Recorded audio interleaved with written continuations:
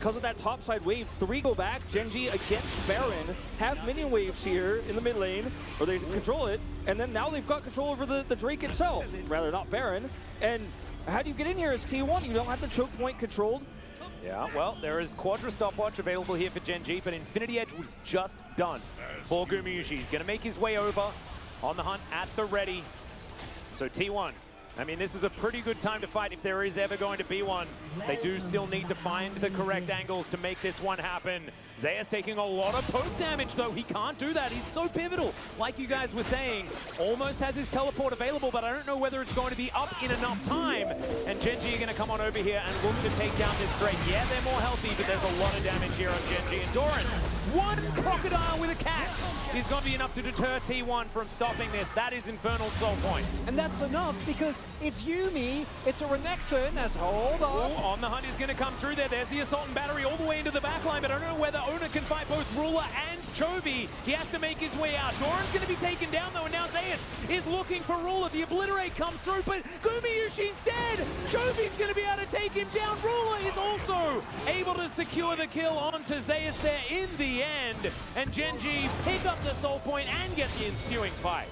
Just such a clean fight here from Gen G, and it looked scary for just a moment, but you do that much damage to the Mordekaiser, you can't ult anyone. Oh, it's not over yet. Oh dear, Winter Comes Lightning does connect. That's a great charm to interrupt the audacious charge. And with the Whimsy, Carrier will be able to keep Faker alive. But still, Gen G are pushing down the front door. They're going to be able to take that. Oh, okay, never mind. Faker does have a lot of wave clear, and so they will keep this turret alive on a sliver. We'll have to wait a ways before they take that one down because the health bar is not high enough. The mana bar is also struggling a lot here on T1's side. They have to vacate. That means this turret is definitely dead. As close as it was, I mean, 3 stopwatches still up here for Gen G. I mean, Again, it reeks of, understandably, given how the game has gone, of desperation. It's a hard force here, trying to get onto the Zeri, but this is why Renekton is so high priority. The champion, at this point, on 2-item power spike, with a stopwatch, with Sterex, with a Yuumi. He dies at the end, but who cares? The ensuing fight still gets won. Zeus, unfortunately, not able to actually take down Ruler, and from this point onwards, one fight at any point in the game around the Drake is Gen G and Infernal Soul. And now to give you guys an update as well, Ruler has completed his Infinity Edge. That item advantage that we were talking about for Gumayusi is no longer there. Zeri moments looking to ensue now. Both of the AD carries do have their flashes available. And look, in all honesty, I still think that Siva is an extraordinarily high-value late-game damage threat. But I just... with the Yuumi, the cat is always the problem. There's too much peel and there's too much consistent damage here in this Azir. That's the issue, and Zeus keeps losing half his health bars before he can ult anyone, before he can do anything in these fights. There's too many threats to deal with as T1, whereas your Ahri is binary. She charms, does she get the pick or no? She doesn't do the same amount of damage as Chovy can do. Yeah, Faker waiting on the flank there, as you can see. They had control vision, as Gumayusi does have a spell shield now. T1 thinking about the opportunity of an engage. I love this from Jonah Strong, getting that zoom in onto Faker. He's made plays in game states like this in the past, but he's going to have to dig so deep to make this one happen. I'm getting flashbacks to possible angles that he's managed to find. This time around, though, it's going to be so difficult. There is a point which we are in right now where T1 can still win this game with a single good hit, because there is a stopwatch, yes, it makes it a lot harder, but there is no way for Ruler to get out of the Death Realm, right? There is no Material Scimitar yet, and I'm pretty sure it's going to be picked up next. And from that point on, any play, any big charm hit that you might find, any Vi combo that you're looking for becomes infinitely less valuable. It becomes way harder to actually collapse or turn into a kill. And as you pointed out, Wolf, even if you throw everything at Ruler and he dies, there's still a Renekton with a Yuumi. There's a Renekton with a Yuumi. Yeah, I mean, yeah, this is the issue, and with stopwatch still uncracked, I mean, Ruler is very unlikely to die the first time this happens. And as T1, you're missing so much damage. Chovy hits level 16, and right now, Gen G could just group up and start taking away Baron vision. I mean, a minute to go before the streak spawns, and they have control of both objectives right now. T1 back. And I mean, what do you do as T1 now? How do you start a fight? Where do you find that pick? Because Ruler isn't overextending. He's not in the Ruler position. He's not vulnerable. Well, he was pretty close to the Ruler position, but unfortunately for T1, Gen.G just owns so much of this map. And so the Ruler position is actually well and truly within Gen.G territory. GA now completed for Doran. And this is another thing that I was going to talk about as well. You mentioned the stopwatch, so incredibly important, but now, if Gen.G used Ruler's stopwatch in order to win a team fight, he should then be able to afford a GA, which means that once again, he has a lot of control. Is now Peanut taking a fair bit of damage here. Extendo Beam also doing a lot of work in return. T1 still just testing the waters, trying to figure it out. The sustained advantage certainly there for Gen.G, but T1 have control of this Drake pit for now. Of course, Gen.G don't need to really worry about one lone Drake, but they would have liked to get an Infernal Soul, as now Peanut rotates over. There's a control ward in the pit now, so he knows what's going on. When Becomes Lightning comes in, this is just a Xin Zhao alone. Now T1 will have a lot of vision control in this area, but there's no objective to fight over, so I'm not entirely sure what Gen.G's plan is. Very nicely done by T1. They're able to get mid-pry out and turn it into a lot of damage. Peanut's forced to use his ultimate, and T1 able to pick himself up the Drake Race. Oh, Doran! Yeah, Assault and Battery. There's the Dominus. I don't know whether it's going to be enough. He does have that GA available, but I don't know whether that is going to save him either. The Everfrost is a little bit too early as Doran flashes. Gets himself out of the way. Oh no. Ruler's full health. Oh. Yeah, this is very, very dangerous. And now Gen.G, they're counting the cooldowns. There aren't a whole lot left available for T1. Now moving over towards this Baron pit. There's a control ward in the pit, which is so huge. Not anymore. Yep. I mean, Emperor's Divide still available, and that Crescent Guard that we mentioned before is back up and available now. Peanut just managed to get that one again. Inner turret goes down. Teleport's going to be used, and now Gen.G, they're going to start off this Baron. No vision available for T1 whatsoever, but they know exactly what's going on. Gen.G just moved all the way over to Zeus, who has to immediately flash. The follow-up's going to be there for Peanut. And Zeus, yeah, he has no Death Realm and no way of getting out of this one. Gen.G, they find their target and they strike. And now, T1 inside this Baron pit. Can they get a pick back themselves? The Boomerang Blade not going to find anything. And Gen.G get back to work. It's just so hard without a tank here. You know, you don't have a front line in this comp anymore as T1. You can't win this. Timber will just get focused down. You're hoping for a miracle right now. This is very dangerous. Ona, he's had a great smite button in the past. There's the flash from Ruler. T1. Look, getting a lot of value here. The Boomerang Blade doing a lot of work to this area. Now Faker looks for his opportunity. Ruler, he's going to get hit by the charm, but Faker has to go golden too early, and Peanut will secure the Baron. Now Gumayushi is just trying to be huge in this fight, but I just don't think it's going to be enough. He is a one-man army, but it's not quite large enough, and Ruler is exactly the same thing. There's your Zeri angle, and Carrier is running the wrong direction. It's a double kill in the end for the Gen.G 80 carry, and they are in so much control. I think this might be Gen.G now walking up for the very first time in summer to pick up their very first title for Ruler, for Lehen, for Doran, and for Chovy. They're going to move up. They're going to try Atlas, and Gen.G, it might not have happened for them before. Ruler about to pick up his first LCK trophy. Getting a world trophy so many years ago. Zeus is desperately trying to hold on. He does go golden himself, but look at these Nexus turrets, and for the first time, Gen.G will crack a third Nexus. And Ruler finally gets his domestic title. Chovy finally showing all of those who doubted him that he can actually manage to win these best of five. What a huge moment for Gen.G. So many close calls, so many failures to get that third Nexus across this old Griffin squad that's as you wish. This is my power! You let your guard down!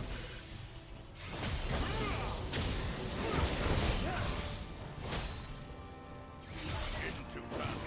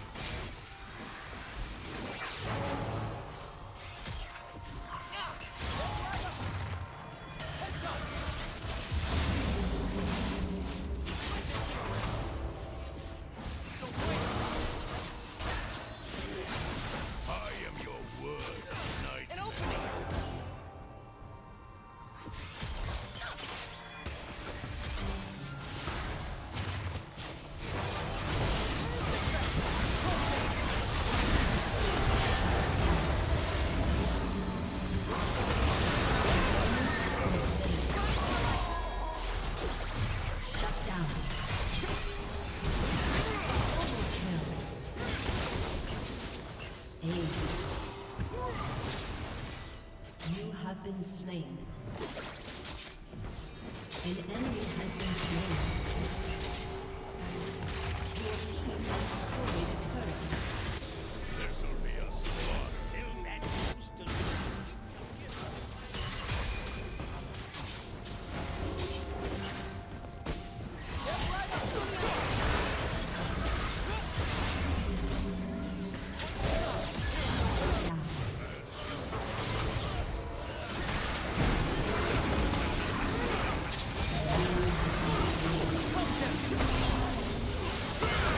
Has been slain.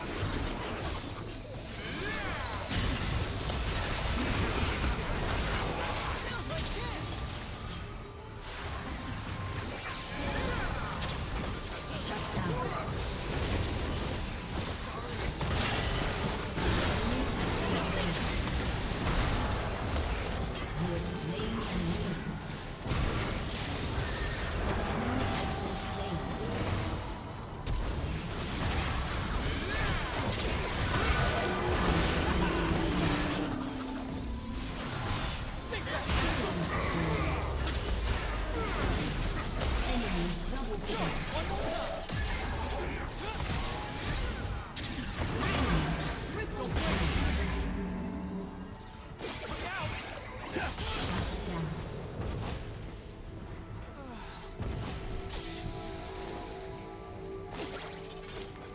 enemy's inhibitor is respawning soon.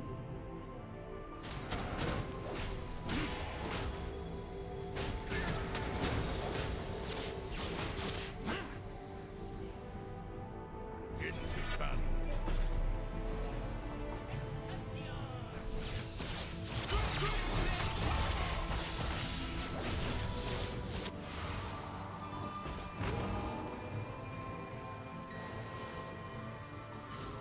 Follow my lead.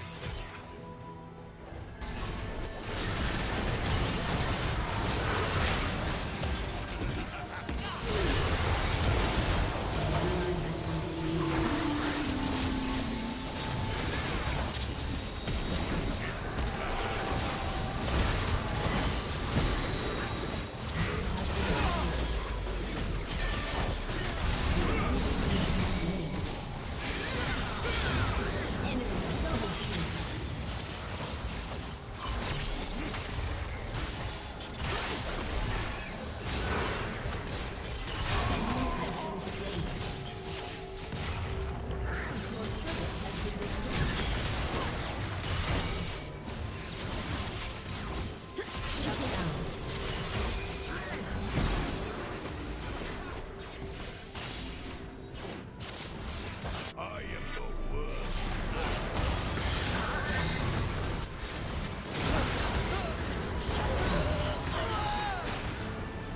Your inhibitor has been destroyed.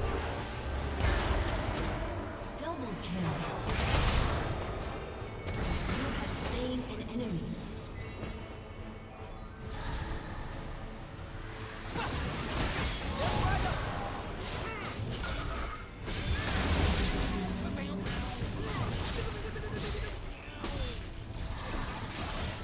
This'll be a